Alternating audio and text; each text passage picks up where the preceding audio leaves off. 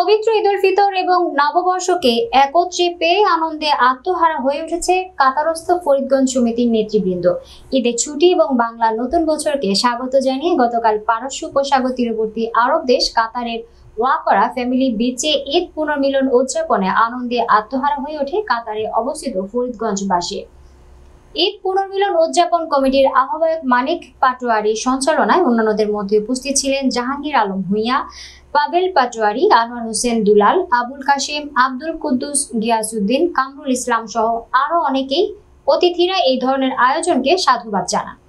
তারা বলেন, প্রবাসীর ঈদ ব্যস্ততায় কাটলেও এই ধরনের আয়োজন সকলের মধ্যে এক আন্তরিক সম্পর্কের সৃষ্টি করে।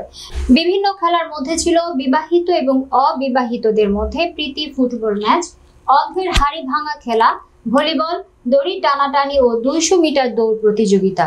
অনুষ্ঠানে অংশগ্রহণ করার কাতারস্থ ফরিদগঞ্জ সমিতির পক্ষ থেকে সবাইকে ধন্যবাদ জানান আয়োজক কমিটি।